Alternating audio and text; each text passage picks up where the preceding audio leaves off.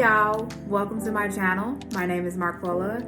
Today I will be discussing more in depth about my VSG surgery.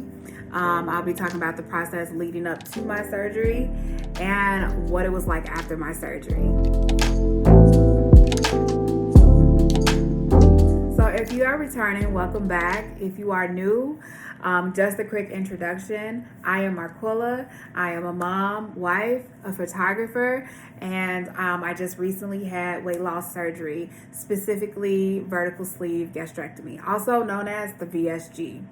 I am committed to share content on my channel about my weight loss journey as well as my health. And then, occasionally I'll be sharing some lifestyle content. So I hope you enjoy this video. Don't forget to like and subscribe. And if you have any questions, please leave them in the comment section. In the future, I hope I'll be able to do a Q&A and answer some of your questions if you have any questions. Okay, let's get into it. Okay, so I had my VSG surgery on October 7, 2021. So 2021. I said it. I don't know why I said it that way. So I am officially 3 months out post-op. My starting weight was 264. So I was 264 pounds before my surgery. The day of my surgery, I was 252 pounds. I had lost 12 pounds prior to my surgery due to me doing the liquid fast, which is required for most patients or most people that do the weight loss surgery, requires to do a liquid fast before your surgery. Today I am 208 pounds, so I'm a total of 56 pounds down and counting. Yay! So I'm very excited about my progress, and I'm very excited to be able to share this journey with you. Just a quick disclaimer. Everything that I'm discussing here is specifically on my experience. I am not a medical professional or a doctor. So anything that I say here, I don't recommend you use that as medical advice. Please seek a medical professional for any further advice or any questions you may have specifically towards your situation. It is just my hope that sharing these experiences might help anyone that may have questions around weight loss surgery, specifically the vertical sleeve gastrectomy, or that might be starting their surgery just, for support. Okay, guys. So I'm going to just talk a little bit about the pre-op process from the beginning, from my consultation to before the surgery. So my consultation basically consisted of me coming into the center and meeting with the surgeon and the team. My surgeon has an assistant nurse practitioner that helps, or a nurse practitioner, not an assistant nurse practitioner. She's an assistant to my surgeon, but I met the team. And I just wanted to say, I received a referral from my doctor, and that's how I was able to get the consultation. I'm not sure if you can just call into a center and say, hey, I want to have a consultation. So I can't speak to that. I want to say I'm sure you probably could, but I'm not sure. Most people that I know even had referrals. So that might be something you want to talk to your physician if you're thinking about doing it. But for me, I had a referral. Weight loss surgery wasn't something that I had considered. That was something that I mentioned in my previous video. But weight loss surgery wasn't something that I considered. And it wasn't like something that my doctor just put out to me. I have PCOS. I am also pre-diabetic. I have fibromyalgia, and I have ankylosing spondylitis, which is a form of osteoarthritis, inflammatory disease. So with everything that was going on with me, I was dealing with chronic pain. I was having pain in my joints, and I also have chronic migraines, so that was another thing. And it was making it really hard for me to lose weight. If you know anything about PCOS, oh my God, There are so many symptoms to that. One of the things that I had specifically was the hair on my face, the facial hair, the the pre-diabetic. So I had a high A1C, which is always very scary because that can lead to diabetes. And also you can potentially have heart issues with PCOS, and also with me having the inflammatory disease, that's heart, having heart issues is also common. So that was like just the red flags. But one of the things is I was struggling with the weight. I actually did tried to lose the weight before, and I kind of plateaued, and then I injured my shoulder. I had a rotator's cuff tear, and then I was having a flare up, and I had experienced chronic pain for about 3 months, and I gained the weight back. So a combination of all of those things just was kind of working against me. It really made it hard for me to consistently stay on track with losing weight or sticking to a fitness routine. So all roads led up to this being the best option. So my thought when I received the referral was that, okay, I can meet a nutritionist and that'd be great. Like that might help me. But when I went in, they were saying like, hey, this is the options. You could consider it. Or you can just talk with the nutritionist. So I thought about, hey, let me at least, give it a try. One of the things that they recommended to me was the lap band.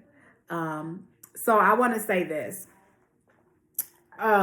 There are there's 3 different options, and it might be more, but there are 3 different options commonly for a weight loss surgery. That's the lap band, which is not as offered as much. I think a lot of surgeons are getting away from that. And then there's the vertical sleeve, the gastric sleeve, and then there's the gastric bypass. So I think sometimes what happens is they would recommend one of the surgeries based on your BMI, your weight, and your health, your history. So they were recommending the lap band for me. And I was just because I didn't know much of anything at that time. So I was just like, yeah, that sounds great. You would have the device in you, and it just seems pretty simple. But I have some people that I talked to that are support that had the surgery. They didn't have the lap band, but they had other surgeries. One had the gastric sleeve, one had the bypass. And they both told me no to the lap band because a lot of surgeons are, getting away from it. I can't specifically say why, but I know one of the things is that people have some complications because this device is in you. One of the things that can happen is they're finding that it's not as effective because it's a ring around claps on your stomach. So a lot of times that loosen up, and you have to go back in for them to tighten it. And then sometimes you can get an infection from the other piece that's in there. So she said no to that. Both of them are like, don't do that. So I looked at the gastric sleeve and I looked into it and I did my research. I did some YouTube videos. I looked on social media. I Googled. And I said, you know what? This doesn't sound like a bad option. I was a little nervous because they cut about 80% of your stomach. And I was just like, man, they cut my stomach. That's it. So I was a little bit nervous. Also, they did give me a booklet. So I had all of the information there. So, yeah, I was just looking at that. But let me go back to the consultation because I kind of went off on a tangent. Once the consultation was finished, or during the consultation, they kind of give you an assignment, where it's a task, homework assignment, if you will. So you have they give you this paperwork where it's a list of things that you have to do. It's a process. There is no, I'm going to go in, do a consultation and expect to have surgery next month or in 2 months. It doesn't work like that. you have to go through a process in order to even have papers submitted to your insurance, if you have insurance for the surgery. So that's what they gave to me. And one of the things right away is call the nutritionist. Let me slow it down here because I want to say this about the process. I have insurance, so my insurance made this process a little bit easier. There's different requirements for depending on your insurance. Your insurance may cover it and require you to do certain things. So what I mean by that is, like, for the nutritionist, I was only required to go to see the nutritionist twice. Some people have to receive the nutritionist more than that. So your insurance might require you to see him more. Some people only have to see a nutritionist once. The purpose of seeing a nutritionist is just to develop a meal plan that you would follow, before surgery. Your insurance might require you to lose weight. My insurance did not require me to lose weight, so I did not have to lose weight. It varies. Some insurances don't even cover the surgery at all, and there are people that literally rely on medical tourism. What do I mean by that? Is there's people that travel outside of the country to have the surgery done. Most commonly, a lot of people go to Mexico. There are several different centers in Mexico, and people go there to have the surgery because it's more affordable. Some people, even with insurance, will still go there because it's more affordable. The cost for the surgery is less than it would cost to have the surgery here in the States. So there are ways that you can have the surgery done. For me, I relied on my insurance. My insurance covered the surgery 100%. So I didn't have any issues with that. So back to my task list. I scheduled my nutritionist appointment because I felt like that would have been the hardest one or the longest one, because I knew right away I had to do 2 visits. So I was on that. There's also the psych eval. That one was actually the longest one. The psych eval is about 3 to 4 hours. But because it was a pandemic and everyone was still kind of virtual, it was hard to get in. I didn't actually go in person. It was over the phone. So it was just like, it was hard to set up an appointment that would work for the both of us. And for me to be able to do it for 4 hours. So then you have that. Then you have to do the EDG, which is just the scope. And that's outpatient surgery. So it's just the scope of them looking into your esophagus and your stomach just to make sure everything looks good in there. And that it's kind of like a prerequisite for them to do the surgery. They don't want to do any surgery on your stomach and it's messed up. And then I also had to do like a physical with my physician. And so once I did all those things, that took me about 2 months to do those things.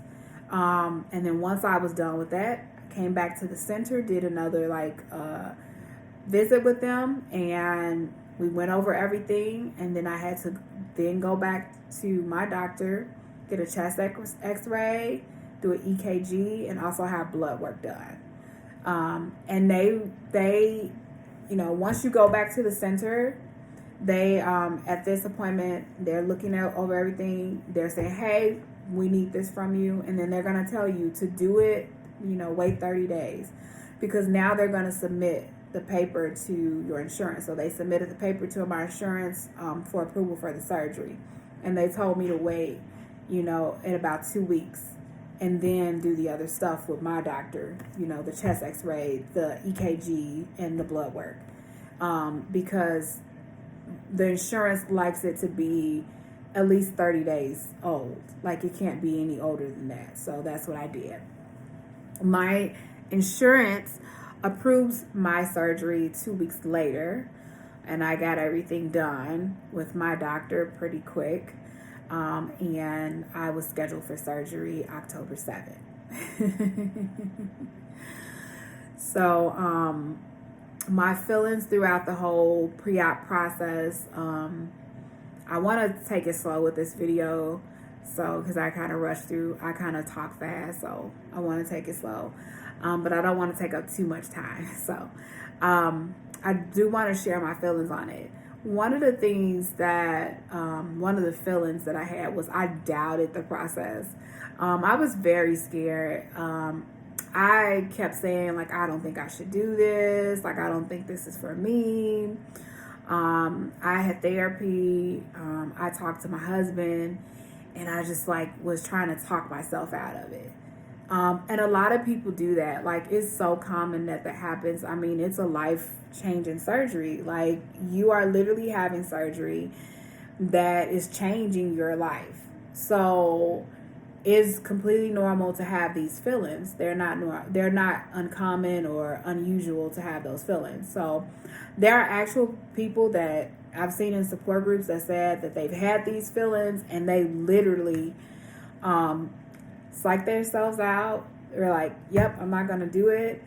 And they would come back to it later. And there are some people that never even come back to it. So for me, I was there, but talking to my husband and to my therapist and to like people that were supporting me, they're like, you know, they reminded me of why I was doing this, and it kind of helped me to focus on that and to get back into it and keep my mind focused. And I knew at any point I could say no.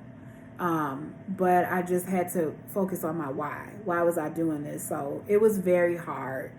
I think I was just in my own head. Another thing that I did that was very helpful to me, and I don't regret it. I wouldn't say I wouldn't encourage you to do this, but I don't encourage. Like, I say it like this: choose what works for you, because I know everyone's situation is different, and everyone does not. You know, people have good support teams, so share what you will with people. But I chose not to share with people what I was going to do. Like, I told my husband knew.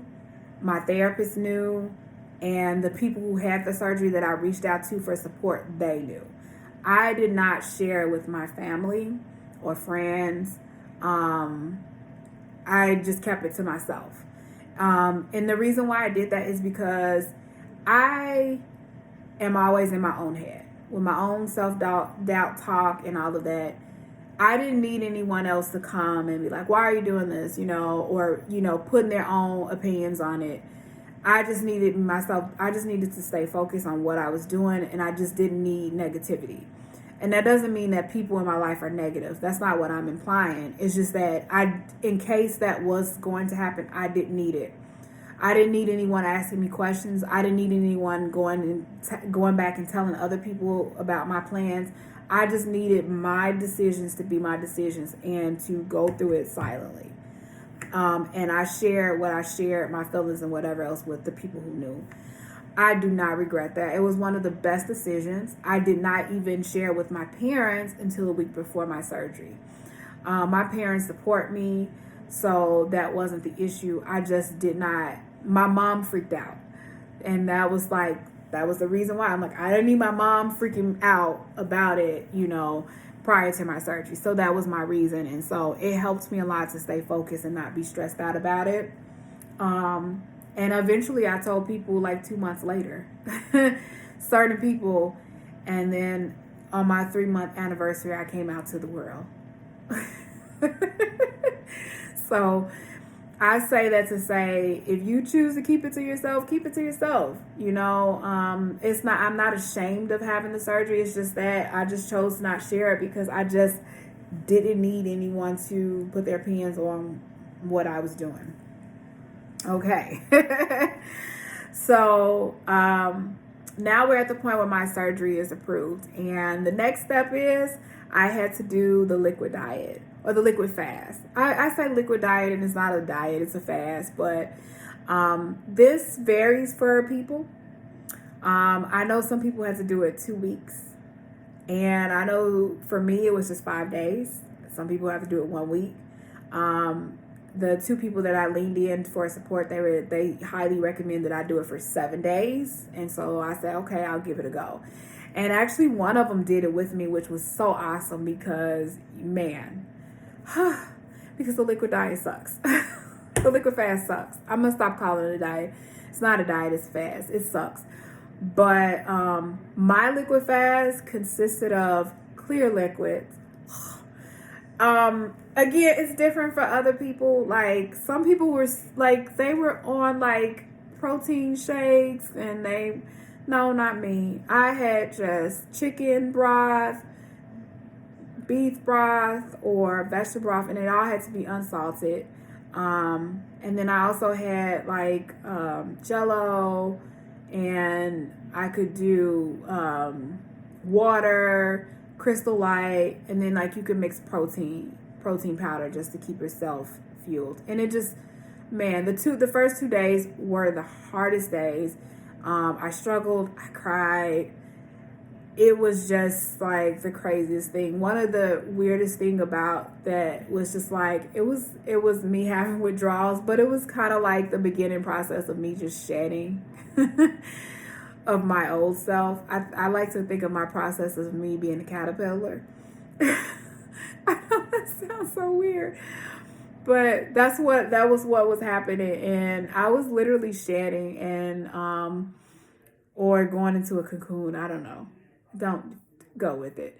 But anyway, yeah. And so I cried, but within those 7 days, I lost 12 pounds. So at the beginning of my surgery, I was 252 from 264. So that was awesome. And that gave me the boost that I needed, the assurance that I needed to say like, okay, I'm on the right path. So yeah, liquid fast was just not, and it continued for 2 weeks after the surgery. So yeah. So let's talk about the surgery. All right. There's not much to say about the surgery. I mean, the surgery happened. One of the craziest things was that I had a hernia that I didn't even know I had, but my surgeon said that I had a hernia that was repaired. I was in a lot of pain. Look, I have low pain tolerance, and so I cannot compare my pain to someone else's pain, but it hurt. So I have a low pain tolerance. I was in pain. It felt like the worst. You know, when you have a stomach ache or you have like a stomach virus, and that pain in the pit, man, that's what it felt like. What felt good was laying on my side. But I had the team of doctors and nurses that were there. They took care. The team of nurses, they took great care of me, and they made sure that I had pain meds to alleviate the pain. So they took good care of me. So it was awesome. I also had like these compression socks and like these leg warmers, and they massaged my calf muscles, which was so awesome.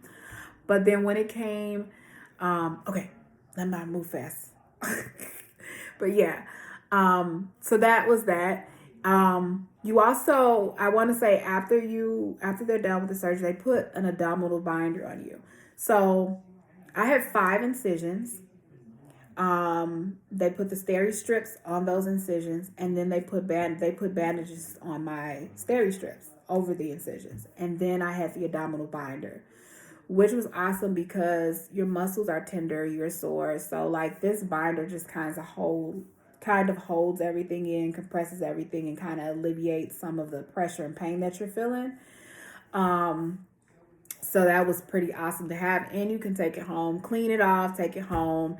You can wear it as long as you need to because your muscles will be, like my muscles were tender afterwards. So sometimes I even still wear them. My muscles, like there's like a sore spot. Like when I exercise and stuff, I feel it, but my muscles are not tender. I think they're just a little weak after the surgery. But when I work out, like the compression is awesome. So from the abdominal binder. So that was awesome. So I would say, cherish that thing. But yeah, you have those compression socks, the warmest sock. It's warm and it massages your calf muscles. You're expected to walk the same day. So I know when I saw that in the booklet, I was like, why to walk? It's not that bad. It actually is pretty awesome because you will have gas. The surgery is laparoscopic surgery. So if you ever had laparoscopic surgery, you have gas. And so, with your stomach being cut, it hurts because it's trapped. It's not much room for the gas to go. So it hurts. And that causes a lot of the pain that you feel. So the walking moves the gas and alleviates the pain. So I took advantage of that most of the day, my first day. And I did so much and then I had to rest. But they have you walk.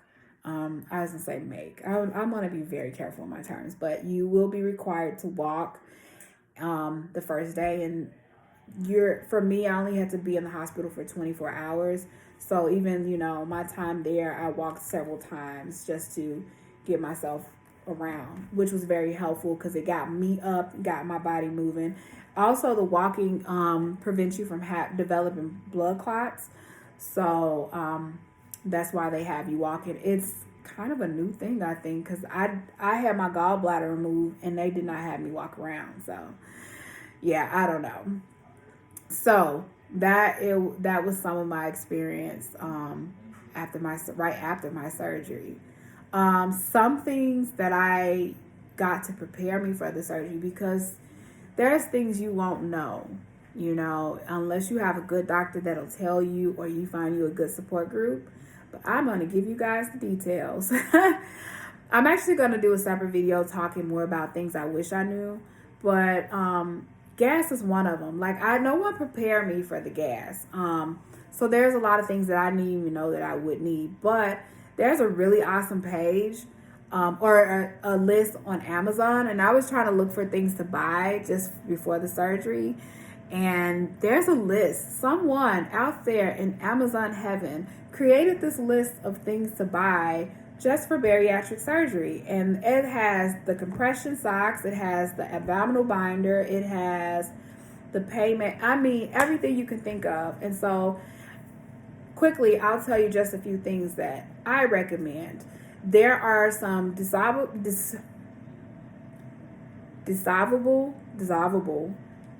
Tylenol packets. You're going to need as much pain meds as you need. You're going to be in pain for a few days, probably a week or so. So you might not be able to swallow a pill, or your doctor might not want you taking pills. You should be given pain meds. I had liquid acetaminophen or it was liquid Tylenol. So I did have that, but you can also take the dissolvable pills or dissolvable Tylenol. I cannot say that word, guys. Sorry. You can take that. I recommend Miralax and Colace because you will be constipated, which is normal after surgery. I was constipated for about 2 weeks after surgery. So I had Miralax, Colace. I also take Fiber One, the powder that I just put in my drink. I would say get those things. Doesn't hurt you at all. I would also recommend Gas X just for the gas. I took that a lot in the beginning, and it really helps with the gas. It's probably best to take it like right before you eat. It helps. So, or after you eat. So I did that. I also got like this oil that helps for scars, and your skin will be really dry, so it does help with that. So like the thing that I noticed after surgery is like my skin was really dry, and I instantly noticed like my skin was shriveling up because I was losing some of the weight. And I bought this, and it has collagen in it, and it has like vitamin E oil. So I bought that immediately and started using it, and it works wonders. So if you guys want to see some of this, I could put the list in my comment section. Just let me know. I'll put that information out there for you, because if if you're getting the surgery, or if you had the surgery recently, just let me know. I'll put that information out there for you. It's awesome. But yeah, those are just some things I would say to have before your surgery. Protein drinks and all that food and stuff. Hey, you do what you will with that. One of the things I learned, because I am a preparer, one of the things I learned is all of that stuff really isn't necessary. And the reason why I say that is because your taste buds change. That is so true. Anyone that had the surgery will tell you your taste buds change. So what you had a taste for before, you might not have a taste for afterwards. So I had all of the popsicles, all of this stuff, and I didn't even eat half of that after the surgery. Like, one of my favorite things was the Crystal Lights, and I had some of like 3 different flavors, and that really helped me through because I had to put the protein powder because I was on a liquid. I was on the first phase, which was the liquid diet phase, for about 2 weeks. So I was drinking pretty much. So the protein, is required. Protein is vital. You're required to have to take in or intake a certain amount of protein throughout the day, and you need it for your body. So, yeah. So yeah, I would, and get yourself a blendy bottle. Because you got to mix those powders. You have protein shakes. Yeah, get yourself a few blendy bottles. So that's what I did.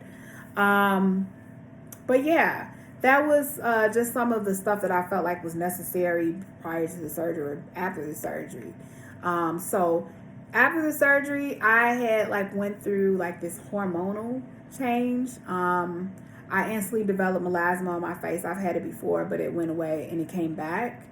I had acne. My skin was really dry. I was moody. My hormones was off. I PCOS, so there's already a hormonal imbalance, but it was really off, and it took me about a month and a half to adjust, for my body to adjust. And so those first 2 months was really hard. I was feeling lonely. I felt isolated. That's the best way I can describe it. I'll do a separate video on that. I won't go too much into that, but I really felt isolated from my family because I felt, like I was a separate person because I got to enjoy food and I was on a different journey. It was so weird, but yeah. So a lot of things was just out of whack because I had this shock to my body and I had to readjust. But after surgery, you begin to now start your different phases where you're reintroducing food back into your body.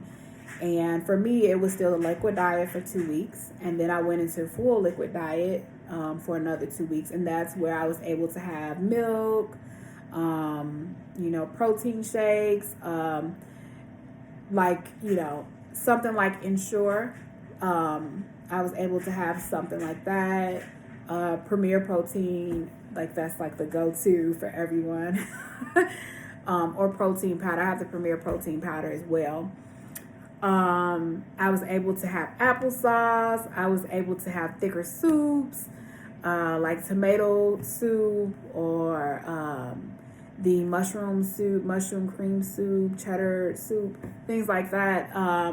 The cream of mushroom soup, those things like that. I was able to have scrambled eggs. Oh my God. And it was like the best thing ever. And then after that was the phase 3 where I was able to do pureed foods, and it is what the name says. I'm pureeing my food, and I'm literally basically consisted of tuna. I had baked ricotta.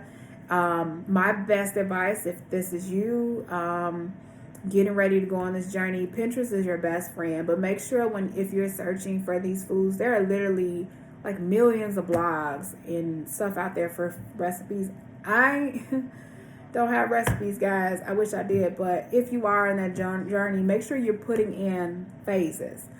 Or you're putting in, full liquid diet recipes or mushy, because sometimes pureed is also called mushy. Pureed is not soft. Soft foods are soft foods, but and that's another phase. But make sure you're putting it in, and you can also put it in for your specific type of surgery. So I put in, sleeve, whatever, sleeve pureed food or phase 2, whatever. And I found a list of recipes just to help me figure out what I could eat. And yeah. So when it came to the soft diet, which is the phase 4, I was able to now reintroduce, meat slowly back into my diet.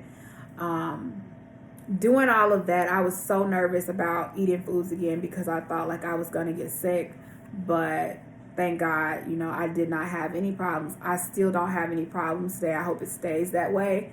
Certain foods that I eat that irritates me, I know, like, it might hurt my stomach, and then I'm like, yeah, I can't eat that. But I don't have like a lot of issues, or I don't get sick, so thank God for that. But yeah, it wasn't hard, and I just paced myself with everything. Another thing that you have to do, or I had to do, was, or I still do, is I measure my food. So if you're a person that exercise, this is not new to you.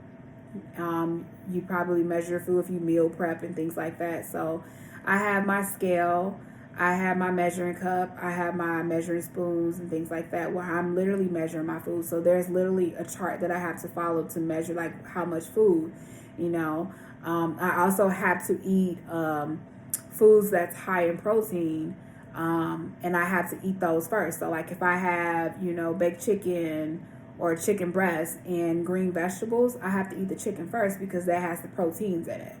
And then I'll eat the green vegetables. So that's typically how that works.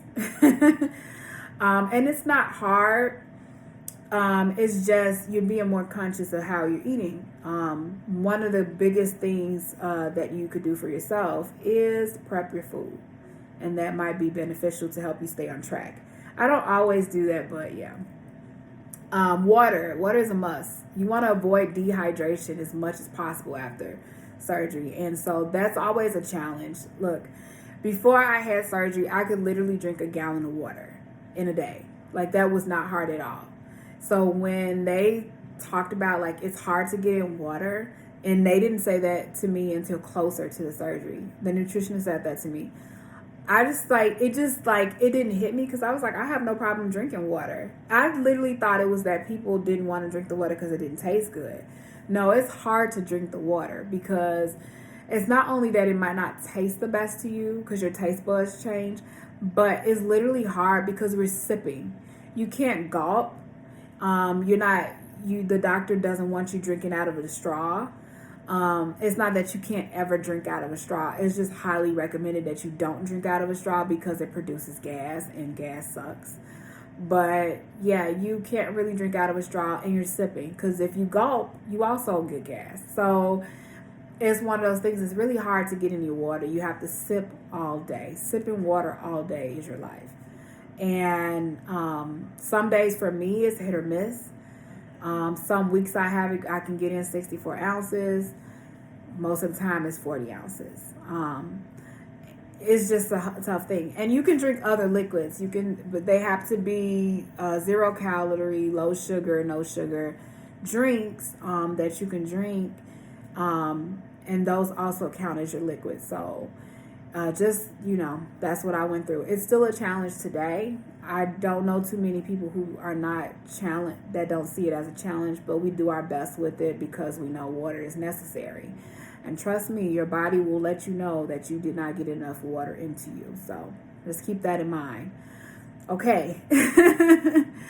So avoid dehydration as much as possible. Drink your water. You have to take vitamins. My surgeon requires me to take certain vitamins, so I take those vitamins. They are specific vitamins for people that have had weight loss surgery. So I take vitamins. I know some people take a lot of vitamins. I do not take a lot of vitamins. Hopefully I won't ever have to. But, I take about 3 different, I take 2 different vitamins. I also take collagen. And like I said, I think I talked about that a little bit. The collagen helps with the hair, nails, and skin. So I also take collagen as well. But yes, the vitamins are necessary. You can also take B12. And also people take, for hair, skin, and nails. Because having this type of surgery can take a toll on your hair, your nails, and skin, and that's because you lose some of the nutrients that you need, and then you make up for that with vitamins. Some people do lose their hair. I don't have any issues. Hopefully I won't ever, but I just put that out there.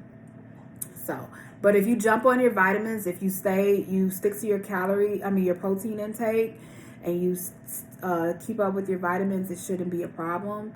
But it could be inevitable. So yeah. So let's talk about how do I feel overall today? Well, overall today, I feel much better. Like I said, the first 2 months were really difficult for me. I had some hormonal imbalance. Still have a little bit of more hormonal imbalance. I think my body is finally getting together, but I do not regret my decision. I think it is one of the best decisions that I've ever made for myself. I am so excited to be able to share my journey with you and to be able to be a support to anyone that is thinking about having the surgery or who is in the process of having the surgery. I went from a 2X and I now wear a size large. I mean, I wore a large years ago in high school. I have not worn a large in my adult years, and so it's just amazing to be able to fit a large in clothes again. I was an 18, 20 in pants, and now I'm down to a 14. So like, it's those things that is just so amazing. And just in 3 months, I've struggled with anxiety and depression as long as I can remember, and I've had such a relief. And after this surgery, I felt so much better around my mental health as well. I actually started the journey prior to surgery, so I did the work before, but doing this was just an added bonus.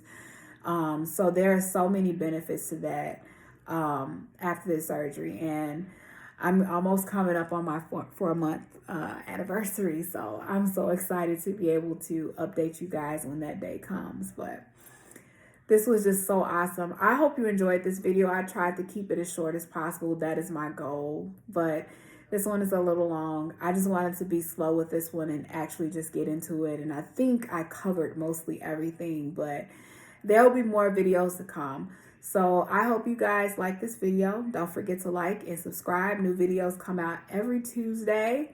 You guys can follow me beyond my journey here on YouTube and follow me on Instagram at Marquilla Bolden VSG. My link for Instagram is on my channel page. So come on, guys. It'll make my day if you come over there and join me over there. I'm figuring it all out on Instagram as well. This is literally out of my comfort zone, but I'm excited to do this. And again, like I said, if you have any questions, please put your questions in the comment section. I would love to maybe open up and do a video as a Q&A and answer some of your questions. If you want me to share my information about some things that I use or my go-to essentials for VSG after my VSG surgery, please let me know. I am so happy to share that with you guys. I put that in my comment section, but just let me know if you'd like me to share it. And if you just want to just put a comment just to say anything, not anything bad, I hope, but just anything, leave those good comments there. All good vibes are welcome. So thank you so much, guys, for tuning in and joining me today. And I will see you guys next week. You guys have a good one. Goodbye.